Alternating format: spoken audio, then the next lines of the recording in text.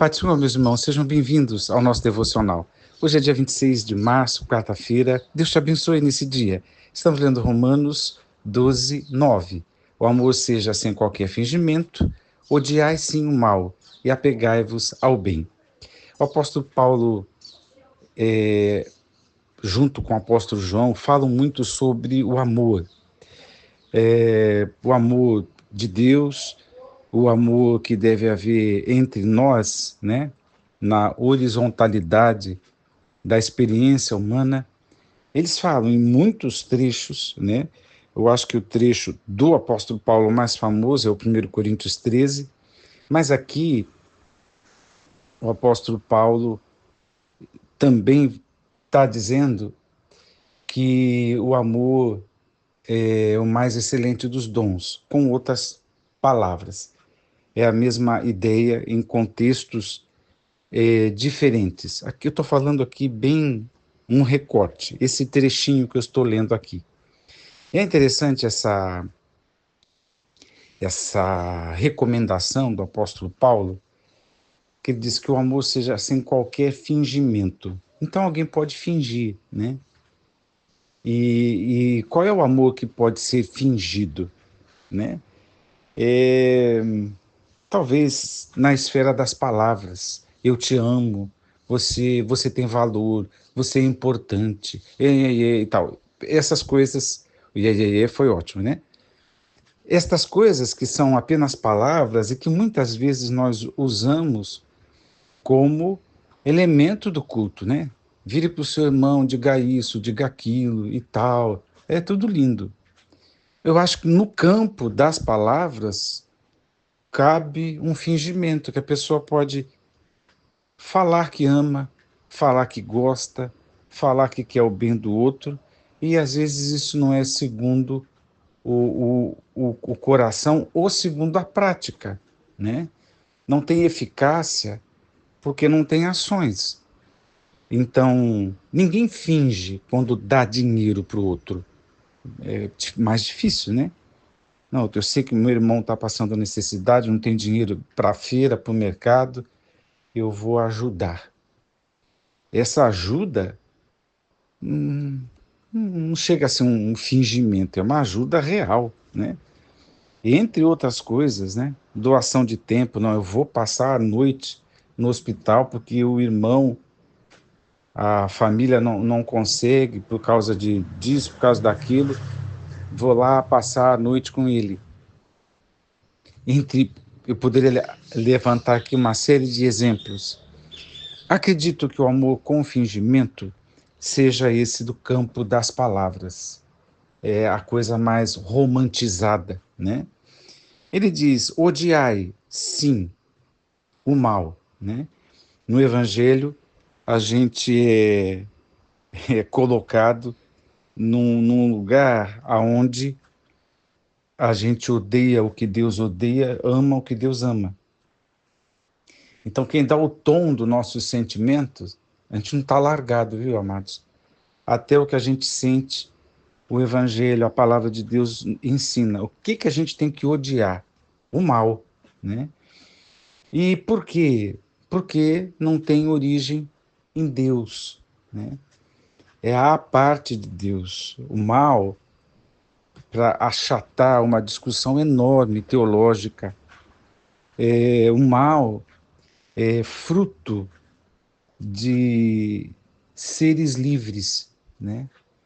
Então, as pessoas, anjos e humanos, foram criados com liberdade, e essa liberdade é de verdade, a ponto de alguém se rebelar, de alguém contradizer, de alguém ir contra o próprio Criador.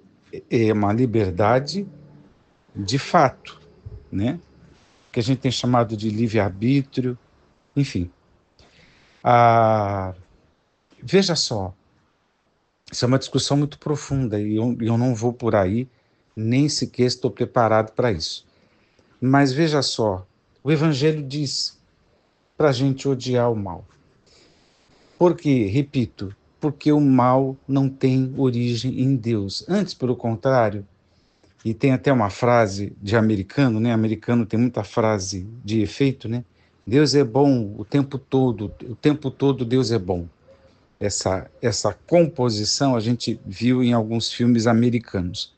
E Deus é bom, porque a Bíblia declara isso, e a gente entende que tudo de Deus é bom, mas é interessante que Deus, que é bom em essência, age com bondade, né? E também é Deus quem vai distinguir aquilo que é bom e aquilo que não é, né? Quando Deus criou as coisas, ele disse é bom, né? Quando Deus colocou o primeiro casal no jardim, a bondade de Deus estava ali por causa do tudo harmonioso, né? A terra, o jardim, o casal, tudo harmonioso. Era bom, né? A bondade de Deus estava presente ali. Mas não demora muito, a expressão isto foi mal aos olhos do Senhor. Então, o conceito do que é bom e o que é mal com U é de Deus, né? O conceito do que é o bem e do que é o mal com L também é de Deus. É Deus quem faz essa distinção, porque Deus é bom em essência. Alguém já apelidou, e eu acho bonita a expressão, que Deus é o supremo bem, né? Que Deus é bom. Uma coisa a gente não pode duvidar, por maior que seja a ferida, por maior que seja a calamidade, ou juízo, ou a mão que pese, a mão de Deus que pese sobre alguém, não importa, nunca duvidemos de que Deus é bom. Nunca duvidemos, não importa, não importa. Se tem consequências, não importa. Deus é bom.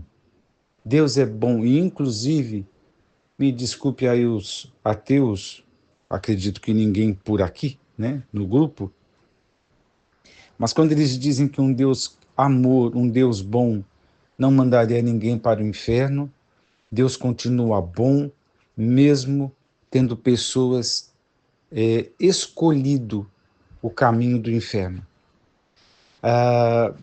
Deus é bom. Isso aí, se você esquecer tudo que eu falei, lembre disso, Deus é bom. E é interessante que a gente vai notando na história da humanidade, na história de Israel, mais pontualmente, e também na igreja, essas diferenças do que é bom, do que é mal, do bem e do mal. E a palavra de Deus, como eu disse, o Evangelho dá para nós as ordens, porque nós não somos de nós mesmos, e nós somos filhos de Deus, e isso implica em obediência, isso implica em imitar a Deus, buscar a essência de Deus, buscar a face de Deus, e imitar Deus, como o próprio apóstolo Paulo já disse em outra ocasião. Sede meus imitadores, como eu sou de Cristo. Então, é maravilhoso a gente pensar, por exemplo, que a gente foi criado para as boas obras. Deus não queria que a gente ouve muita coisa ruim na televisão. Logo cedo, hoje, né? Ontem, por exemplo, a moça lá passeando de charrete, ao que parece, estavam apostando uma corrida e a moça veio a falecer num acidente na areia da praia, né? Quem poderia imaginar uma charrete atropelando uma moça de bicicleta, né? Na praia, na areia da praia, né? Hoje, uma moça chegando em casa, roubaram o seu carro, levou 4 tiros. Isso é só coisa ruim. Deus não nos criou para praticar o mal, né? Para praticar aquilo, é um conceito dele, sim, né? porque Deus sabe o que é bom e o que é o bem, Deus sabe o que é mal, né? Por quê? Porque ele é bom.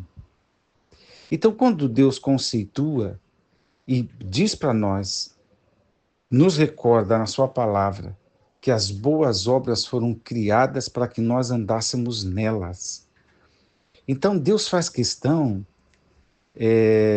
de que as nossas atitudes sejam atitudes boas, boas intenções, benignidade, né? Sangue bom. E que as nossas atitudes sejam boas. A palavra de Deus está cheia, né, de recomendações dessa verdade. A gente precisa distinguir, inclusive, o bem do mal, né? Tem que fazer diferença.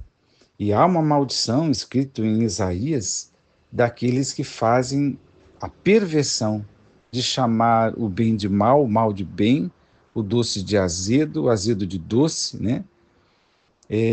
Essa perversão Deus não admite, né? Porque se você disser que o mal é igual ao bem, está chamando Deus de mal, porque Deus é o supremo bem, porque Deus é bom. Então, eu não posso dizer que essa moralidade, essa ética, né, esse padrão elevado, né, que é tudo a mesma coisa, eu não posso dizer que uma perversidade é uma coisa boa. E aí, filosoficamente, lembra aquela frase, os meios, o fim justifica os meios?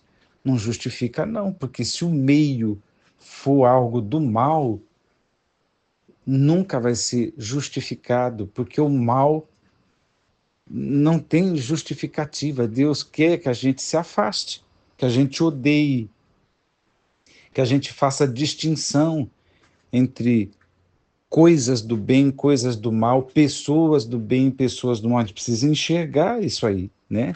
Até para não andar no caminho da gente do mal, né? Lembra do Salmo 1, né? Conselho do ímpio, a roda dos escarnecedores, tudo isso. E, sobretudo, o mal que está no mundo deve ser vencido. E o poder do Evangelho é vencer o mal com o bem, né? Então, as pessoas estão mergulhadas no mal, porque são seres caídos, espiritualmente falando, estão praticando o mal. Como é que eu me livro desse ciclo, dessa ciranda, devolvendo com bem? Então, não é só uma questão de distinguir, de odiar o mal, né? Mas também de neutralizá-lo, né? De acabar com ele. Como é que eu acabo com o mal? O mal no mundo eu vou acabar? Não. Mas o mal que quer entrar no meu coração, esse eu posso vencer. Como é que eu venço o mal? Para não me tornar um maldoso em potencial, não me tornar um maldoso na vida, né? O bandido veio e fez barbárie, né? Ora, eu vou responder com barbárie, né? Eu vou responder com o mesmo teor. O outro fez a fofoca, eu vou responder com fofoca? Não. A gente responde com falar bem de quem fala mal de nós. Por quê? Porque aquele mal para ali. Porque eu não vou dar vazão. Porque o que acontece? É esse ping-pong de mal com mal. Um age com mal nas relações humanas, o outro responde com mal, e o mal tem vida, tem dinâmica, tem lugar, tem espaço. No entanto, a Bíblia diz: irai-vos, mas não pequeis. Lembra disso? Não deis lugar ao diabo. Então, as pessoas pensam que é só eu tenho o direito de me defender, de responder, e aí vai com mal, mas está dando lugar àquele que é origem do mal, Satanás, né? Então são coisas para a gente prestar atenção E a Bíblia diz: odeia, mas se apega, né? Se apega ao bem. A bondade, então o mal deve ser vencido com o bem, e o bem deve ser algo do que eu tenho que me afeiçoar, preferir, buscar, né? Eu tenho que me apegar.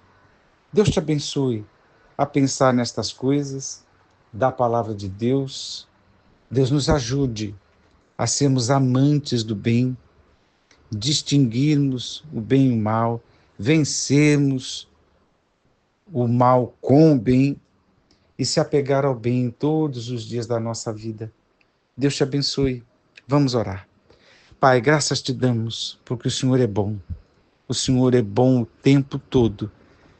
Te louvamos por tuas bondades e pedimos, ó Deus, que a bondade do teu coração esteja também no nosso coração, nas nossas ações, na nossa vida. Oro no nome de Jesus. Amém.